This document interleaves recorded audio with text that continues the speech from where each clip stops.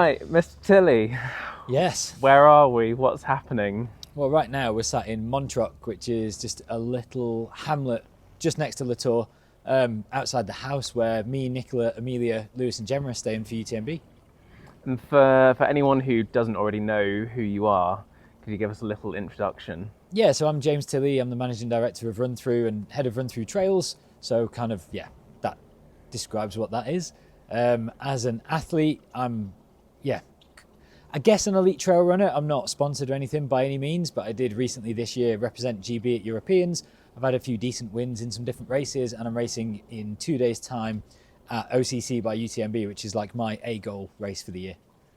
I mean, you are definitely an elite, as you are in the elite field. So, I mean, it's interesting that answering the way you gave it. Do you feel like you own that label yet? Well, no, it's kind of, I think it's all relative, because normally at a race you get a start list based off PBs or other results or whatever it might be, and I'm always going to be right up there, expected to do decently well. Maybe I'm 10th, maybe I'm 5th, maybe I'm the favourite for the race or whatever. Here, I'm not even on the elite start list because they only put 60 athletes on it. So even though I am on the elite start, I'm so far down the list just because the race is so deep, and walking around town we're chatting about all these other athletes who are in town who you've been chatting to and who we keep bumping into, and all the people who are favourites for the races. So it's just like a bit of humility, right? I'm not that level, so I'm elite, but I'm not a sponsored professional in it for a podium. Not yet. How are you feeling for OCC race? It's, what day is it? We lose track. It's Tuesday now. Yeah, it's Tuesday afternoon, so literally, day and a half until race. Been here for 10 days already. It's not gone as I would want it to, but then the year as a whole hasn't really. It's been a bit up and down. I've had some good results, but I've also missed more races than ever before in my life due to little niggly injuries, nothing major, but just repeated little bits and pieces. And once again, kind of the theme of the year, I've had a little bit of tightness in my knees. I landed on a rock on an easy run and bruised my heel, which I've never done in my entire life. So just weird little things, but it's part of the course, right? These guys are dealing with that sort of stuff all the time. So I'm just staying super positive, going into problem solving mode rather than kind of panicking, doing everything I possibly can. Team and the guys that I'm with have been absolutely amazing. So generally, actually, feeling pretty good right now, but we'll see how this shakeout feels this afternoon. Yeah, I mean, pretty much everyone that I've spoken to this week so far has been like, yeah, I feel terrible, but that's what you expect in taper. Yeah. So take it as it comes. Exactly. Yeah, what is the plan for executing the race? Obviously, you and Lewis will have been talking about this a lot over the last week and months. Yeah, totally. Yeah, so Lewis is very strategically minded. He was like a very high level athlete himself, represented GB, and he was always known as like an excellent championship racer. He's really good at strategy and pacing and like the mental side of things. So we talk about that quite a lot. So plan for me at OCC on Thursday. I've got all my splits. I'm not going to dive into that, but I've broken the race up into different splits for each aid station. So like basically high point, low point, high point, low point, and I'll write those on my arm, and that's what I'll kind of pace it as. What we think is that people go out way too hard, and you look at the splits from past races at UTMB specifically, but trail running in general, especially ultra distance, and it's huge positive splits in the second half of the races. People slow down. So for me, I've always quite liked to run fairly evenly. So we've broken it down into different sections. I'm going to go out pretty conservatively. I'm going to be I might be level with 5th or 6th woman at the first and second aid station. I might be in 100th place at Trion. And the plan is from the top of Col de Balme to the finish, run down about 60 people because I've still got legs and they're all blowing up. So that's the plan. Yeah, and you know the course pretty well by now because you've been out a few times in the last few months doing different sections of it, again with Lewis and Gemma. Yeah, exactly. Yeah, I lived in Chamonix about 8 years ago, more for ski touring, but it's very similar sort of areas. I've skied all of these areas when the trails have been under snow.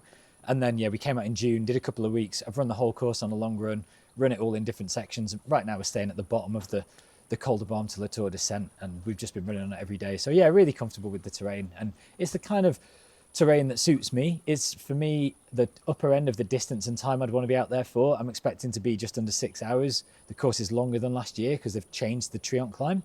So looking at the winners' times and the top 10 times from 2022 and basing it around that and looking at what maybe like the lead women kind of ran, I'm expecting, 5:50 would be a good day. I think I can run faster than that. I could run much slower. Temperature is going to play a huge part because, as you can see, it's stunning. So it is going to be warm. I don't think that really is detrimental to me or plays into my hands. I think for people from hot countries like the Spanish runners and stuff, South Americans, it is advantageous. For a lot of people, it will be bad for them.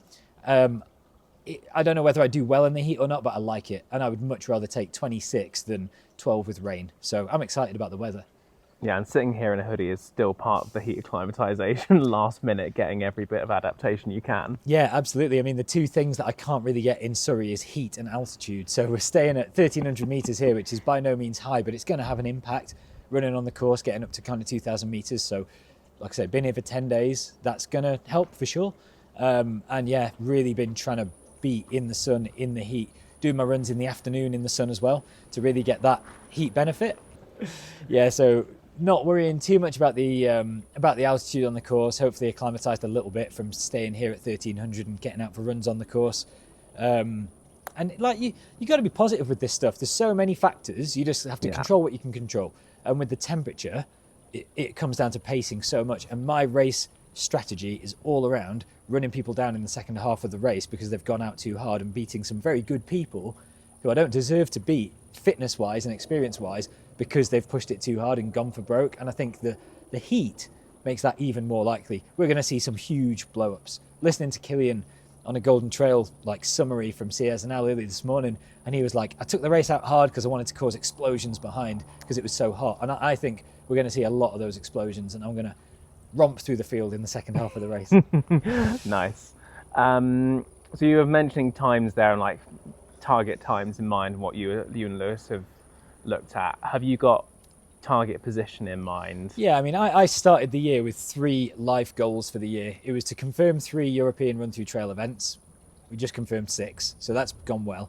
It was to travel a lot more with my wife and daughter, and we've done a lot of that, which is why we're here right now and throughout the whole year. And the third one was to come top 10 at OCC.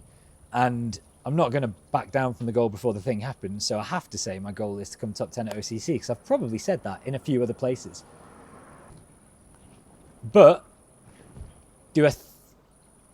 and this is like being positive but also realistic, because if you are excessively optimistic, then it verges on insanity. And for me to look at that start list and see who's racing and say, yeah, I'm confident I can make top 10, wouldn't be true and wouldn't be realistic. I think based off the depth of the field now and seeing who's running compared to how it's looked in the past, and especially how my build's been this year and stuff, for me a top 20 finish will feel like what a top 10 was going to feel like. So if I'm in that top 20, that is an incredible race for me. I mean, I ran London Marathon 18 months or so ago, came 23rd overall. It's very likely that I place further back than that, even if I run better on Thursday. That is how deep this field is. It's ridiculous. I'm 65th seed. So in theory, if I place higher than 60th, I've had a great run. So anyway. But then that magic day could just happen. Top 10's the goal. I'm not going to change the goal. So just keep saying that. You shouldn't have said anything about top 20. Yeah.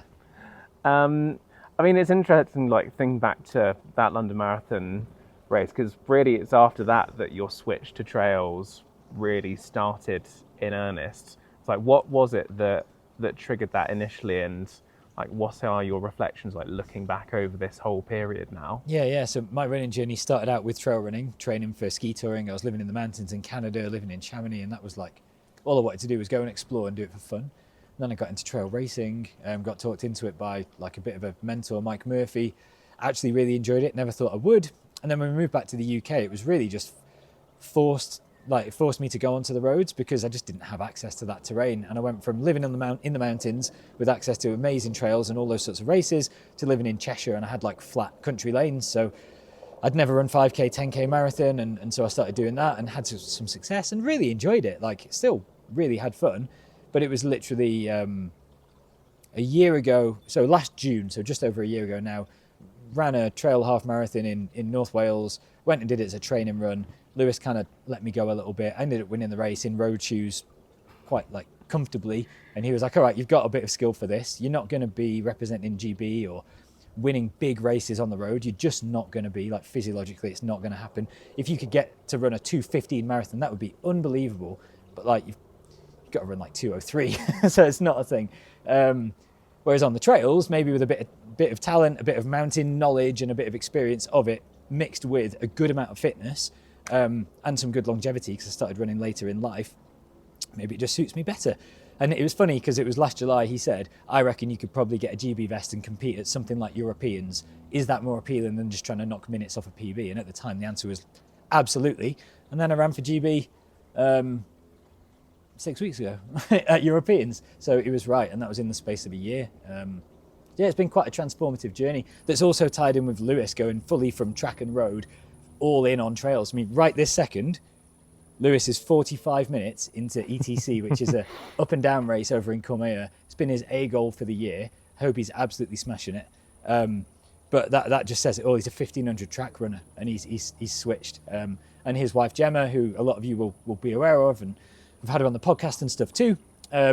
She's followed the exact same progression as me, and she's also going to be racing OCC in 2 days' time. And yeah, she's looking good.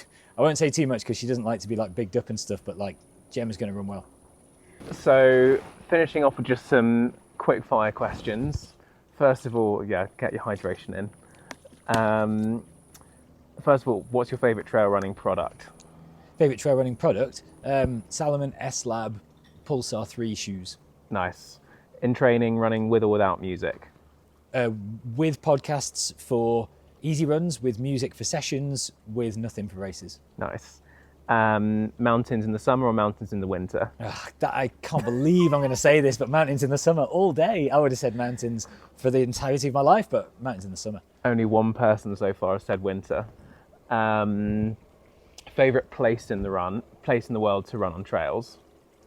Yeah. Are you looking forward to that finish line, with it being such a special one that nothing can compare based on what we've seen and heard? Yeah, like I feel so attached to this event, to this race, to the people that I'm here with, for a million different reasons. And I was just laughing before with Jamie. I'm a bit of an emotional wreck at the end of races. I put a lot into them, and especially like with my daughter and family. I mean, my mum and dad are there, my wife's there, my daughter's there, my coach is there, my coach's wife, all of his family, all of her family, loads of people that I know. A lot's gone into this race. Even just getting to the start line and getting into the event has been a bit of a process. And I've seen what it looks like when people are coming into that finish, and it is another level of atmosphere. So yeah, I mean, I'm expecting to give absolutely everything until I cross that line and then collapse and burst into tears. And hopefully I'll be there, having hot-tailed it for the last couple of K with you, and hopefully not being taken out by UTMB security. Yeah, exactly. As long as Amelia can push her way into that finish pen, because that's my finish line routine, is to give Amelia a big hug and cry my eyes out usually. Hopefully with happy tears.